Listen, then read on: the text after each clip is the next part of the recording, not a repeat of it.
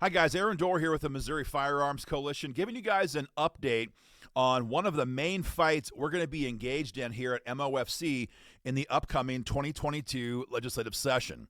You know, the whole world watched in stunned awe, I believe, in horror, especially here in Missouri a year and a half ago when woke trashball prosecutor Kim Gardner indicted and arrested the McCloskeys, Mark and Patricia, for the crime of defending themselves against a violent mob who broke onto their property, some of them with weapons, and threatened the couple with rape and murder.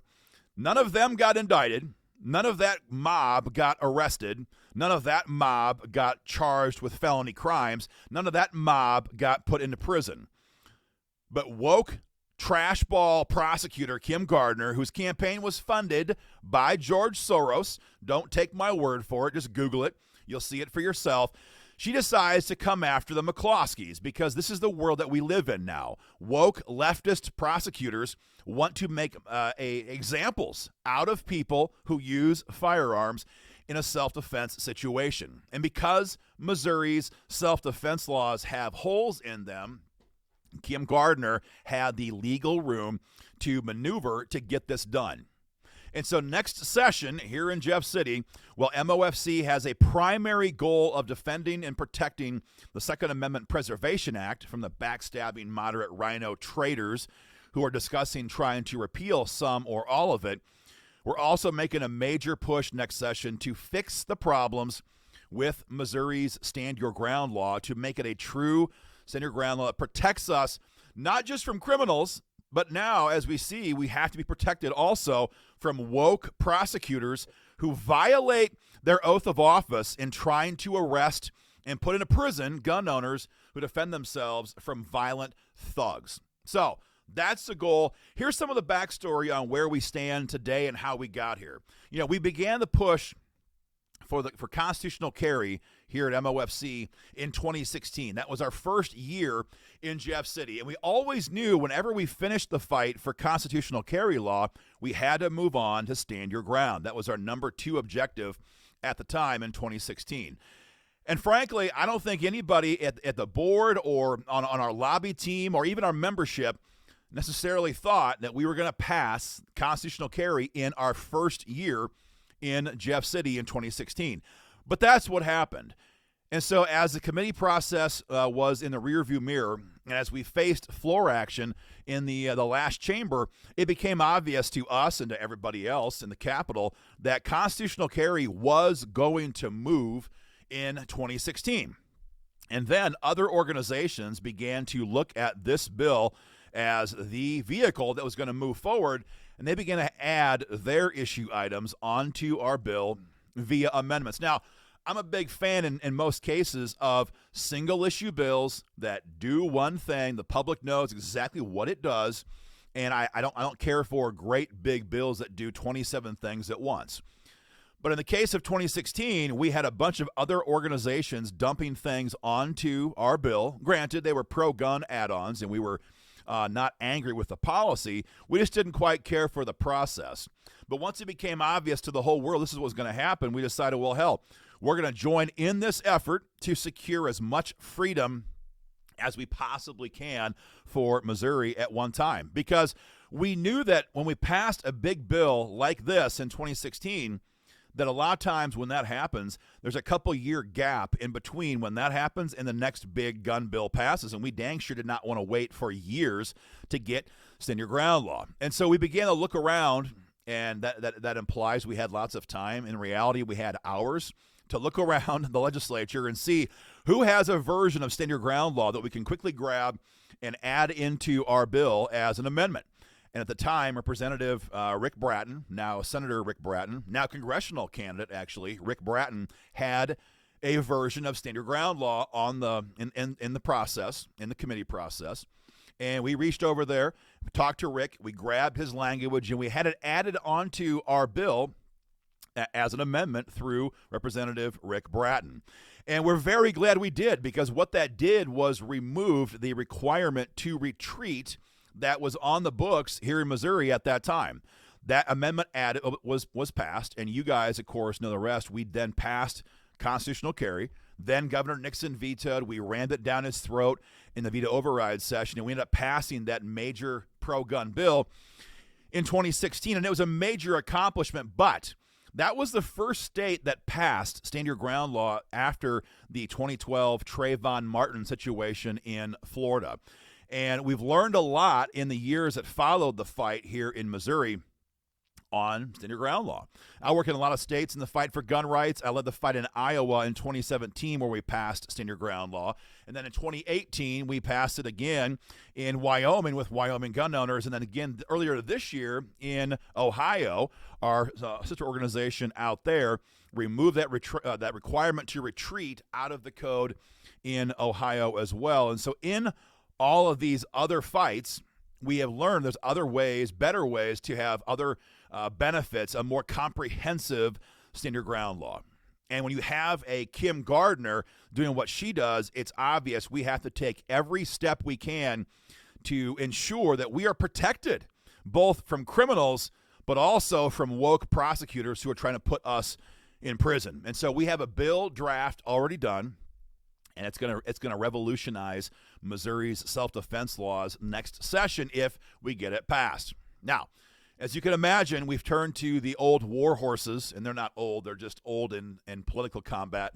Old war horses, Senator Eric Burleson, congressional candidate Burleson now, and Representative Jared Taylor to lead this fight for us again on the inside. If you know the names Burleson and Taylor, you know these are the guys that got SEPA passed into law with all of your support on the outside earlier this year.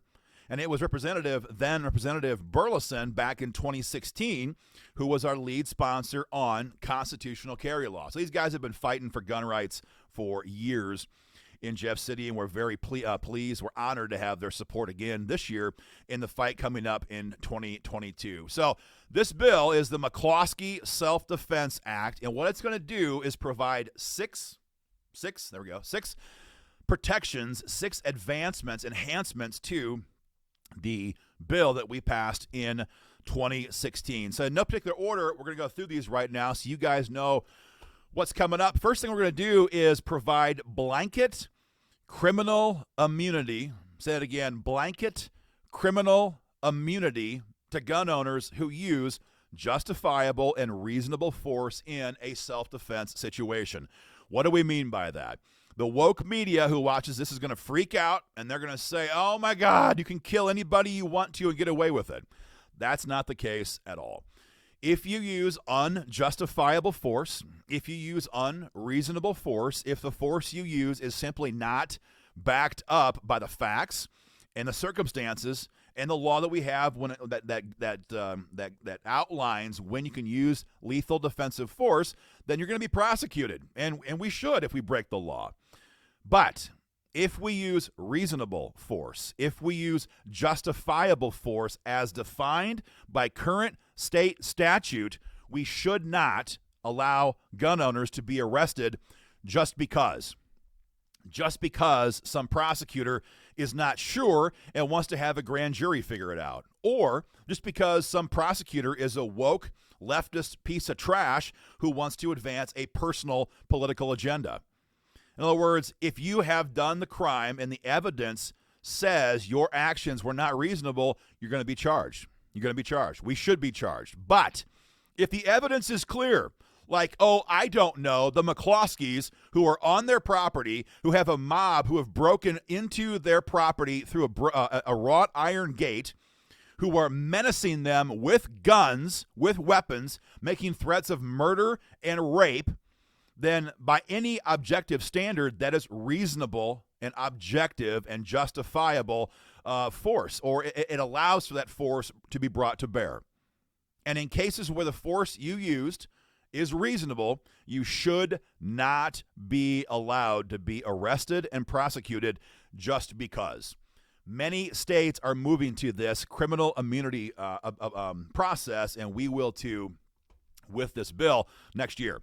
That's number one, and that's going to be the thing that keeps you out of prison if you've used reasonable and justifiable force. That's number one. But number two, we need civil liability immunity as well, civil protections as well. Because right now, how this works today is whether you're prosecuted or whether you're not prosecuted, if you use force, if you threaten to use force, and it's justifiable and reasonable, nothing stops that criminal or that criminal's estate, if he or she is dead because of their actions against you, nothing stops them or their estate from suing the heck out of us in civil court.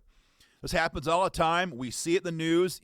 It's Johnny was such a good boy. Johnny had a knife raised in the parking lot trying to kill you as he asked for your wallet and you shot him, but Johnny was a good boy. And so Johnny's mother finds a trashball lawyer to sue you in civil court and try to bankrupt you. And as the old phrase goes in civil court, even if you win, you lose. Even if you win the case, you're going to spend a fortune, a small fortune or a big fortune, to defend yourself in civil court. That should never happen. We should never be victimized just because we were forced to defend ourselves against a violent criminal. And that's what we're going to do with number 2 on this bill, provide civil immunity. How it's going to work is if you were never charged in criminal court, you cannot be charged in civil court. If you were charged in criminal court and found not guilty, you could not be charged in civil court. That's how we're going to do it. We're going to tie the hands of the criminals and the system so we cannot be victimized a second time, first in the street and then later on in court. The third thing we're going to do is change the laws when it comes to Missouri's good faith shootings. There's not any protection for gun owners who have what's called a good faith shooting. The way it works is like this. So you're in the parking lot, heading out of your office late at night. Some guy comes at you, and he holds up what you believe to be a knife as he rushes you, screaming how he's going to kill you and do whatever. It's dark. Maybe it's hard to see. There's not a lot of light outside. He has an upraised fist. He's holding something. I'll just use my pen. He's holding this up in the air. You think it's a knife at 10 o'clock at night when it's dark outside. He's screaming at you. He's racing towards you. You think it's a knife. Turns out it's an ink pen. Turns out it's a stick. It's a branch. You don't know that. How the hell could you know that? You used offensive force to stop that intended threat against you. Then later you find out that it was not actually a knife. Or let's say someone pulls a gun on you, only it's one of those replica guns. You don't know the difference between a replica gun and a real gun on the street in the dark. When your heart is racing 100 miles an hour under what you believe to be a lethal threat. It's a replica gun. You don't know. You use offensive force to stop the threat as you perceive it at that time. You should never be arrested for that. And we're going to make sure in our stand your ground law upgrade that cannot happen. That good faith shootings, and it's not up to you and I to decide what a good faith shooting is, but to a jury, to a reasonable person, what is a good faith shooting? To most people in Missouri, it's pretty obvious. If someone pulls a replica firearm at you, you can't tell a difference on the street in a hurry, in a rush like that when you're being threatened. And if you use offensive force against that person, you should be protected from any criminal repercussions. We're going to do that with this bill. The fourth and fifth things are kind of tied together. And this is called the Enactment Clauses. Here's the problem that we have right now in other states. I'll use Iowa as an example. In Iowa, the legislature rushed the job in 2017, and they removed the enactment clauses, or they did not include the enactment clauses with stand your ground law. And so while Iowa has a very good stand your ground law, it was up to the judges then to interpret when and how a gun owner could use stand your ground law to protect himself. And the way it works in Iowa now is only after you're convicted and only on appeal then can you invoke stand your ground law as a defense. Well, that's bullshit. Pardon my language. That shouldn't happen. In a situation where you have woke prosecutors trying to ruin you, we have to have these protections up front in a pre-trial immunity hearing process. That's what our bill is going to do, both in the civil side and the criminal side. If you're charged in criminal court you then would have the right, before you go through the entire court process, before your life is ruined by a prosecutor, before your job is taken away from you, you're bankrupted, before all these things happen in criminal court, you would have the right, with your counsel, to go to the judge and say, Your Honor, our client admits he shot this individual. Here's the reasons why. And you lay out your case, or at least a portion of your case. And especially in days like today, when many things are captured on camera, whether that's good or bad, I don't know. But when you have evidence you can bring to bear, and you say, you know what, this is why you shot him. It was a lethal threat against our client or against myself.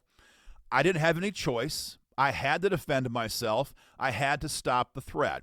And I did so, and here's the reasons why. And if the judge hears all that, then he agrees that this shooting was justified, he will be able to dismiss the case right then and there. No trial, no trauma of going through the entire ordeal. You simply get to walk out of the courthouse as a free man or a free woman. That's what should happen. Same thing then would apply on the civil immunity process. Now, we said if you're never charged or not convicted, you cannot be sued in civil court under this bill we're pushing in Jeff City. But there's piece of trash lawyers, and there's liberal judges all over the state who will still try to make it happen regardless of what the law says. That's why they're called judges. They make up the law as they go, right? And so by having an immunity enactment clause here on the civil side, if you're brought into civil court, whether you should have been or not should have been, however you get there, if you're brought into civil court, the same thing applies. You can go to the judge and say, Your Honor, our client, or I myself, admit that I shot this individual. Here's the reason why. And ask for a dismissal and a pre-trial hearing. That's the key thing here. It's pre-trial. It's before you spend a fortune going through civil court. And if we don't have these protections in place, that's what I'm talking about. That's the Iowa example. Then you might be able to avail yourself to those protections afterwards, after a conviction. Let me tell you, you go through a process like that, either criminal or civil, it ruins you. It just ruins you. Your marriage suffers. Many marriages dissolve in the wake of a use of force situation like this. Your job, if you're not self-employed, will in most cases be taken from you because the leftists will dox you and call your employer and say you need to fire him because he shot poor little Johnny. Johnny was just a 17-year-old boy. No, Johnny was a 17-year-old thug with a 10-year rap sheet of violent crimes, robbery, the whole 9 yards. He was threatening to kill you, but in the wake of a self-defense shooting, that's not going to come up, and you're going to lose your job in many cases. You may have all kinds of problems in your personal life. You're going to have to pay a fortune in legal fees, and you still risk going to prison for decades for nothing. And so we have got to have an enactment clause in place that allows you to claim all of these protections before you go through that hell on earth. That's number 4 and 5. And then number 6 is to add some protections to our threatened use of force. Now, Missouri already has a code section that covers the threatened use of force. What does that mean? Well, go back to our example of the parking lot. You're walking out the door of your office. You're heading out to your car late at night. You were approached by a thug who has a weapon, who is making a threat to harm you. He's not quite close enough yet. Maybe he has an impact weapon, a bat, a knife, something like that. An impact weapon or a knife. He can't use it until he's right on top of you, right? And he's 50 feet away, 100 feet away. He's not within 21 feet. 21 feet, of course, being that golden rule, the Tueller drill. It's been referred to for decades. He's not inside that 21-foot window. You cannot use lethal force at this time. But he's out there. He's a 50 feet away, 100 feet away, making loud threats. He intends to harm and kill you, potentially. And you decide, you know what? If he rushes me, I got about 3 seconds before he's going to be on top of me. And you draw your handgun, and maybe you aim it because you have to. Maybe you don't. Maybe it's simply held at the high ready, and it's displayed. And you say, man, leave me alone. I will defend myself. And in most cases, that criminal is going to have a brief, fleeting moment of clarity, and he is going to walk away and say, well, That's one victim who was prepared to defend himself. If that happens, and you then don't call it into the police, and he reports you as having menaced him with a gun, you might be arrested. Now, the threatened use of force statute we have in Missouri is in effect, and so you should not be able to be arrested. But this is what happened to the McCloskeys. Kim Gardner, that trash ball loser who lets murderers literally walk out of court because she doesn't even show up physically to prosecute them, she made time to prosecute the McCloskeys under Missouri's assault statute. So the threatened use of force is covered in Missouri code, but she found a way to use Missouri's assault code section to prosecute them. The code section in question here, I have it on my screen here. The code section in question is 571.030, and then it goes down from there. 056, 054, 052, and 050. These are Missouri's assault sections. And what we're going to do with this bill is add the language we already have that covers the threatened use of force in Missouri. We're going to add that very same language into Missouri's assault code section. So Kim Gardner and people like her could never use that language again to go after the McCloskeys or you and me. So when it's all said and done, you're going to have what I believe to be the best. We're going to have the best stand your ground law, the best self-defense laws anywhere in America. Because, again, you're going to have immunity from criminal prosecution if you used reasonable, justifiable, self-defensive force. Number two, you're going to have immunity from civil prosecution, right? Civil harassment. Number 3 and 4 is the enactment clauses that allow you to use those protections before you go through the hell on earth of a criminal or civil trial. And then number 4 is it covers the threatened use of force. And number 6 would be the brandishing or the that threatened use of force as well in a good faith situation. So this is going to tie the hands of prosecutors who are trying to break the law, bend the law to suit their agenda. You're going to hear from people. You're going to hear from some prosecutors out there. Well, I don't want to have my hands tied. Well, we don't want to be arrested and charged for BS crimes either anymore. And if the prosecutors would police themselves and stop this kind of madness from happening, we wouldn't have to do this. But having watched the McCloskeys have their lives turned upside down, we know that it could happen to any one of us here in Missouri. And if it happens to you, if it happens to me, we might not have President Trump in the White House protecting us. We might not have Governor Parson deciding to pardon us. We may not have the bank account that the McCloskeys presumably have to defend ourselves in court. They survived this, but even then, they had to plead out to a misdemeanor offense that should never have happened. They should never been arrested, never been indicted, never had to plead guilty to anything. It never should have happened. If it happened to them, it can dang sure happen to us. And so the prosecution here in the state, they need to adhere to the laws of the legislature. This is the way the process is supposed to work. We, the people, elect legislators to go to Jeff City and pass the laws. And the prosecutors, their job is to enforce the law. So we don't really give a crap what they think. Their job is to enforce the law. And Jared Taylor and Eric Burleson and all the people in Jeff City, their job is to make the law. So we just don't care what their critiques are. We have got to have these protections in place before this happens again. So, guys, this is a major, major bill. It's going to be a major push for us next session, and we need your help. We need your help.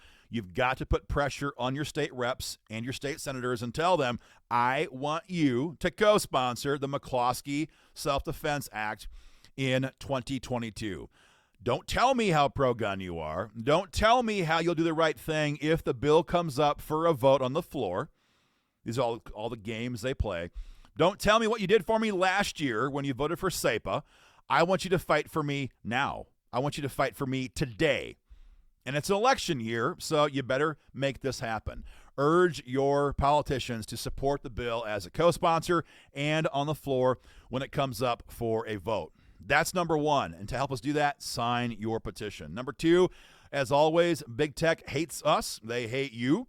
They hate freedom, and they hate gun owners. Our videos are not seen by a fraction of the audience that used to see them. So share our videos, put it on your Facebook page, put it on your social media platforms, get people involved in this. And number three, and finally, if you've already renewed your membership, thank you very much. If you have not renewed for 2022, folks, this is a hell of a fight. You can see it happening in real time. Renew your membership today to help us have the resources we need to hammer on the politicians in Jeff City. If you have renewed, please donate as well. We need your support. Again, it's going to be a big fight. And we spent basically a massive amount of our money, your money, your donor dollars you give to us to fight for you. We spent a massive portion of that in 2021 passing SEPA through the Capitol. Spent a huge fortune, again, putting pressure on Governor Parson to sign the damn bill because he did not want to. That's pretty obvious now, looking back on it. And number three, we spent a lot of money in court in the months that followed, defending SEPA in court from Joe Biden's Department of Injustice. You think that Kim Gardner's woke? Look at our DOJ. So we need your help to recapitalize and get prepared for this fight. So donate if you can donate. Renew if you haven't renewed. Share our videos. Sign your petition. Take action. We'll keep you guys informed. There's a big fight coming. But if we don't fix this problem, if we don't pass this bill, what happened to the McCloskeys could happen to any one of us, and that's not acceptable. Guys, take action. Get involved today. We'll keep you informed.